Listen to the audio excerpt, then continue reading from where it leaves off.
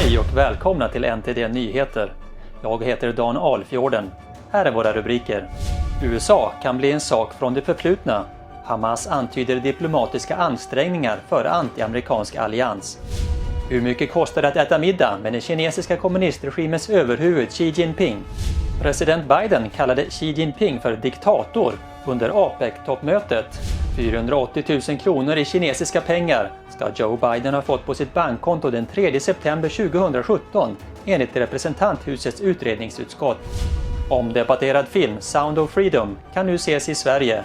Angel Studios berättar mer om framgången.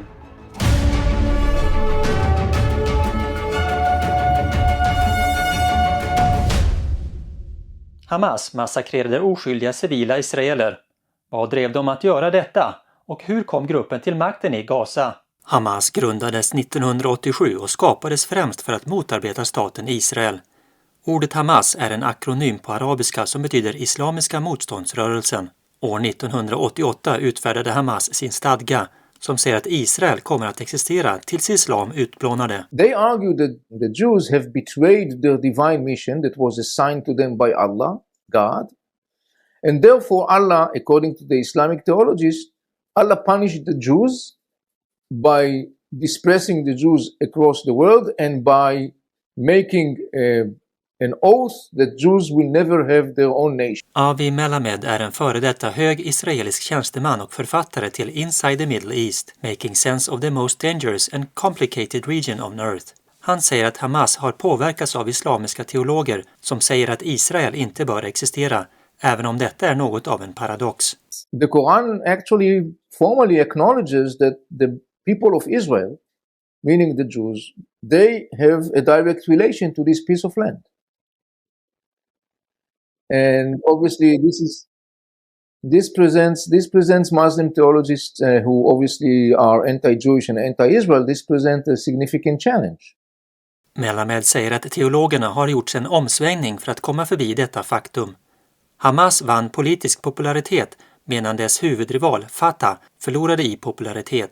Hamas har en extrem syn på islam, att hela världen bör praktisera islam, att alla icke-troende är underlägsna och att staten Israel bör förintas med våld. Fatah säger att utövandet av islam bör vara ett personligt val och motsätter sig användningen av våld mot Israel. Hamas vann i popularitet genom att tillhandahålla sociala tjänster som skolor, sjukhus, välgörenhetsorganisationer samt genom att våldsamt attackera Israel, vilket tillfredsställde de mer extrema palestinierna, och Fatah förlorade i popularitet på grund av inkompetens och korruption. Detta ledde till en jordskredsseger för Hamas i det palestinska valet 2006. Gazas civila befolkning gav terroristorganisationen officiell regeringsmakt över Gazaremsan. År 2007 sparkade Hamas ut Fatah helt och hållet från Gazaremsan. Med officiell kontroll fortsätter terroristgruppen att växa, vilket senare resulterade i att oskyldiga israeler attackerades den 7 oktober, vilket utlöste kriget mellan Hamas och Israel. Är Kina en neutral aktör i det pågående kriget mellan Israel och Hamas? Här är vad en Hamas-tjänsteman säger om Kinas band till terroristgruppen efter den blodiga attacken mot Israel. The Chinese sent envoys to Doha, and China and Russia met with the leaders of Hamas. A Hamas delegation traveled to Moscow, and soon a delegation will travel to Beijing. Den ledande Hamas-medlemmen gjorde dessa yttranden under en intervju med en libanesisk nyhetskanal den 2 november. Redan i oktober träffade företrädare för Hamas Rysslands särskilda sändebud och Irans vice utrikesminister i Moskva. Kinas särskilda sändebud för Mellanöstern reste också till Katars huvudstad Doha den 19 oktober. I Doha finns Hamas ledare och andra medlemmar av gruppens ledning. Peking har inte lämnat några detaljer om resan. När det gäller vad som ligger bakom de påstådda diplomatiska åtgärderna gjorde Hamas-tjänstemannen ett djärvt uttalande. Påståendet om en potentiell anti-amerikansk allians bland, citat, alla USAs fiender. The day may come when they join the way together and turn America into a thing of the past. Tjänstemannens påståenden sker mitt under det pågående kriget mellan Israel och Hamas. Det finns också en växande rörelse för att slå tillbaka mot den västledda globala ordningen och rättsstatsprincipen som involverar länder som Iran, Ryssland och Kina. Plus Hamas har nu ytterligare en potentiell allierad, Nordkorea. I intervjun berömde Hamas-tjänstemannen Pyongyang för dess påstådda förmåga att slå till mot amerikansk mark och hänvisade till regimen som, citat, en del av vår allians. Israel har tidigare sagt att terroristgruppen använde nordkoreanska vapen i sin attack den 7 oktober då över 1400 israeler dödades. Pyongyang förnekade anklagelsen. I dagsläget har varken Ryssland eller Kina fördömt Hamas terrorattack. Kina har avstått från att beskriva Hamas som terrorister och har utövat påtryckningar på Israel för att få dem att sluta bomba Gaza. En tidigare Hamas-ledare hävdade tidigare att Peking är uppmärksamma på deras terroristattack och skulle kunna upprepa den för Taiwan. Nu till Apec-toppmötet, där president Biden försvarade att han kallat ledaren för det kinesiska kommunistpartiet en diktator. Samtidigt sa han att han försökte undvika konflikter. President Biden försökte också försäkra allierade i Asien och Stilla havsområdet att USA är en mer pålitlig handelspartner än den kinesiska kommunistregimen. Ntd:s Vita huset-korrespondent Iris Tao berättar mer om Apec-toppmötet i San Francisco. As President Biden is seeking to deepen ties with Indo-Pacific economies right here at the APEC summit, he's again highlighting the fundamental differences that exist between the United States and the Chinese regime. Here is him addressing a CEO summit today on Thursday. Watch. We have real differences with Beijing when it comes to maintaining fair and level economic playing field and protecting your intellectual property. We'll be firm, standing up for our values and our interests. And President Biden asked that businesses as well as countries can count on the U.S. as a reliable and secure partner. And that echoes with Biden's calls for countries to rally behind the U.S.'s Indo-Pacific economic framework, which is often seen as a more reliable alternative to China's Belt and Road Initiative. And all this comes after President Biden said he'd raised human rights issues with the head of the CCP and also called him a dictator. Watch.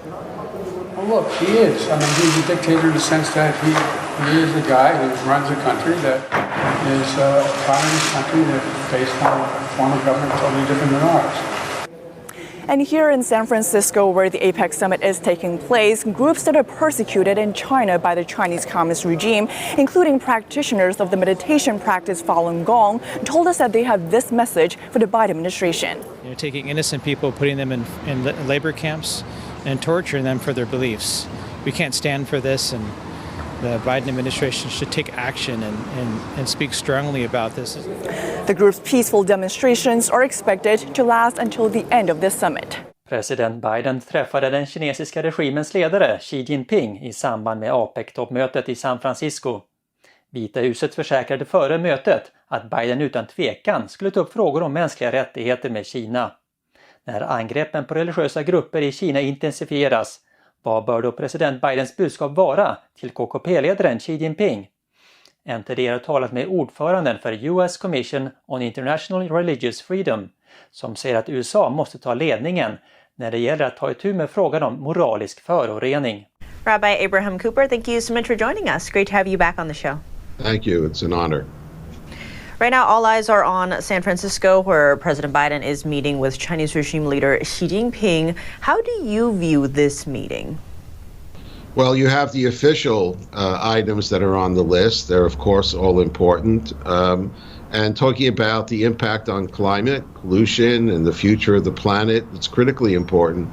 We're also looking for a different climate change. And that's a change in the nefarious approach of the current regime, the Chinese Communist Party, and its assault on religious groups and minorities, obviously starting with the Uyghurs, who are suffering the most, but you also, of course, have the Tibetans. And I can recall just a few years ago when I was in Jerusalem at an international gathering of Christians and Jews, that 3,000 Chinese Christians came to Jerusalem for that event I don't think 3 of them could come today. You have the forced closure, you have sometimes the destruction of churches, you have a pressure on the content of sermons, etc., etc. And we'll have to see whether it's brought up and in the pecking order of issues raised, whether it's just brought out with 1 foot out the door or it's made a part of the central policy. And I just like sort of to point out historically, this isn't the first time that the Wiesenthal Center and other human groups are urging a president of the United States to take on parallel multiple issues. During the Cold War, the United States and the Soviet Union, which is basically Russia, they had years of negotiations and discussions on trying to bring down the level of the nuclear threat. But eventually the U.S. at all of these meetings would also bring up the human rights situation inside the Soviet Union. And eventually it made a huge difference. Most people in Asia, maybe all countries, people respect strength. And strength is not only measured in how many missiles you have and what size navy, but it's also a matter of your moral GPS. Rabbi, the White House also touched on AI technologies and, the nuclear threats. But when it comes to human rights, not just inside China, but even here in America, the Chinese Communist Party has been described as a transnational criminal organization, including repression overseas. What would you like to see the U.S. touch on in that aspect? Well, I wouldn't say I was victim of a criminal act, but I was last year here at the campus of University of Southern California during a memorial program for Chinese citizens who died in a fire, having been locked in during COVID, that the 200 or so Chinese students who were there all wore full face masks. And that's when it hit me that the reason they were doing so is they were afraid about facial recognition and what might happen to their families back home. I was just at an international conference on behalf of the Uyghurs in Tokyo, met with Japanese officials. They also have problems of Chinese police and other methods in order to strong-arm Chinese citizens and expats all over the world, which they can now do a lot more powerfully, unfortunately, with the use of AI and other technologies. So again, in each of these areas, it's not that these other issues aren't important, but the American administration, Japan, UK, France, Canada, they need to start intermingling and weaving the human rights issues into the economic and geopolitical issues. And Rabbi, we're seeing calls from the Uyghur population, Tibetans, House Christians, and also the Falun Gong spiritual discipline calling on President Biden to send a strong message to Chinese regime leader Xi Jinping when it comes to human rights. What is that message that the U.S. should be sending? I think the message needs to be sent is that we're not only committed to human rights at home here in the United States, and we're so lucky to have these freedoms, but these are now, they're embedded in universal action. And think about it, so much of the discussion is about cooperation, about technology and harnessing the environment in the right direction, all important goals.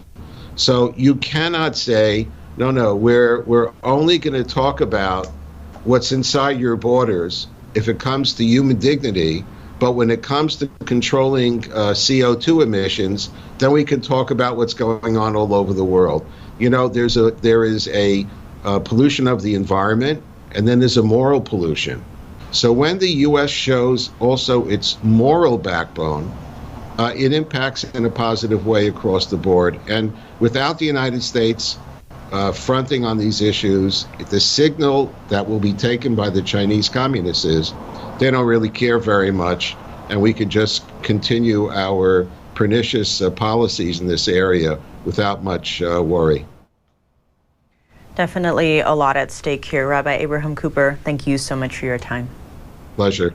Hur mycket kostar det att äta middag med den kinesiska kommunistregimens överhuvud Xi Jinping? Eftersom han deltar i Apec-toppmötet i Kalifornien har 2 amerikanska näringslivsorganisationer höjt priset. en plats för över 470 000 kronor. Ordförande för House Select Committee on the CCP kallade det för orimligt att amerikanska företag skulle betala för att delta. Här är ordföranden Mike Gallagher.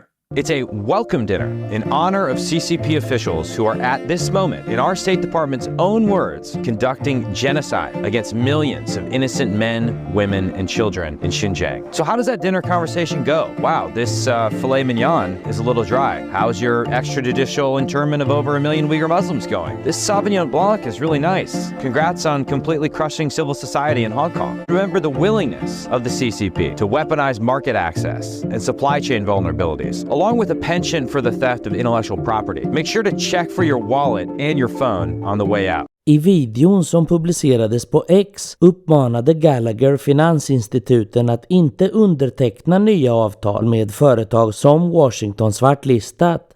Dessa företag har visat sig stödja KKP:s militära uppbyggnad och brott mot de mänskliga rättigheterna.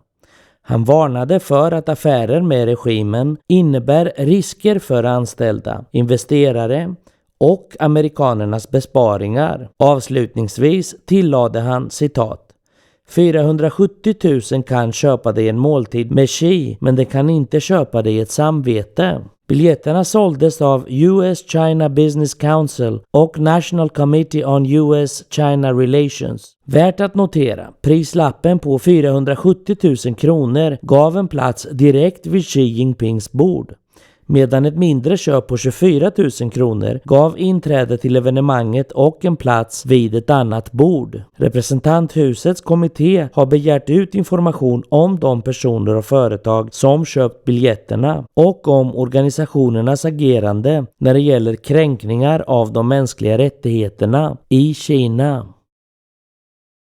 480 000 kronor i påstått tvättade kinesiska pengar har enligt uppgift landat på president Bidens bankkonto den 3 september 2017. House Oversight Committee lägger fram bevis för transaktionerna mellan familjen Biden och deras kinesiska affärspartners.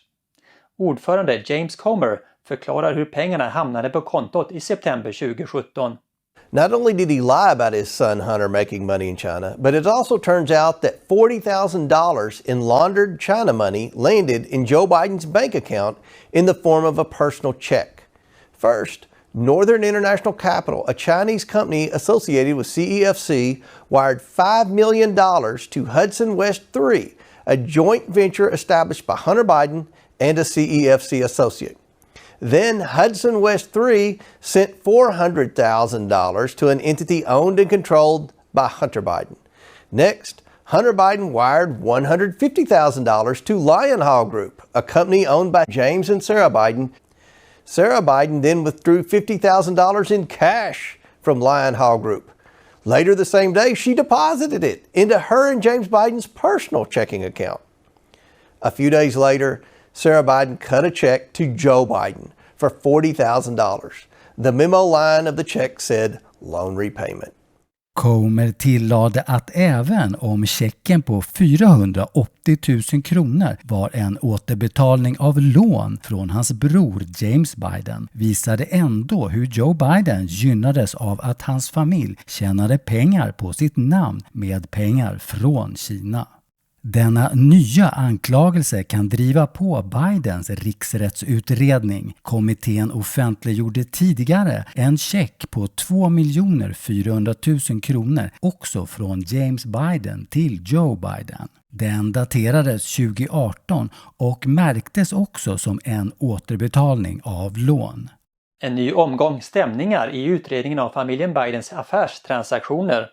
The House Oversight Committee utfärdade den 8 november stämningar mot president Bidens son Hunter Biden och brodern James Biden. Utskottets ordförande, kongressledamoten James Comer, undertecknade stämningarna. Han kräver också intervjuer med flera andra familjemedlemmar och medarbetare till Biden, och det inkluderar Melissa Cohen, Hunter Bidens fru, och Sarah Biden, James Bidens fru.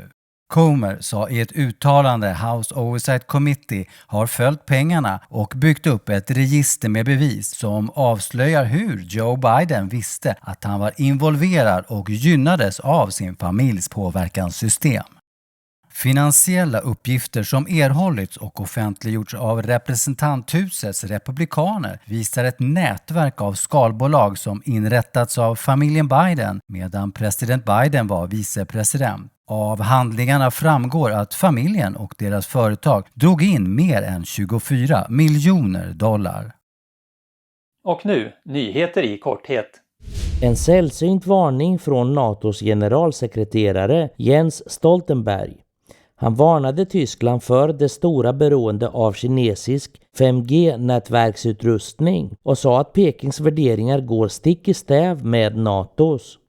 Stoltenberg sa att Tyskland bör lära sig av tidigare misstag, som att förlita sig på rysk energi och undvika fortsatt användning av kinesisk telekomutrustning. Detta skedde vid NATOs första årliga konferens om cyberförsvar. I Tyskland kommer för närvarande 50-60% av 5G-nätet från kinesiska tillverkare, däribland Huawei och ZTE. Det är högre än i något annat europeiskt land. Det tyska inrikesministeriet sa att telekomoperatörerna bör minska mängden kinesisk 5G-utrustning till mindre än 25% inom 3 år. Men andra ministerier har inte varit snabba med att backa upp. Hamas fördöms för att ha använt civila som mänskliga sköldar.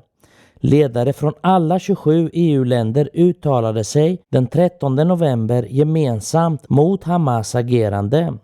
Men de uppmanar också Israel att ändra kurs. De europeiska ledarna kräver flera humanitära pauser och eldupphör. Tysklands utrikesminister verkar inte hålla med och säger att eldupphör inte kommer att garantera Israels säkerhet eller säkerheten för de över 200 i gisslan.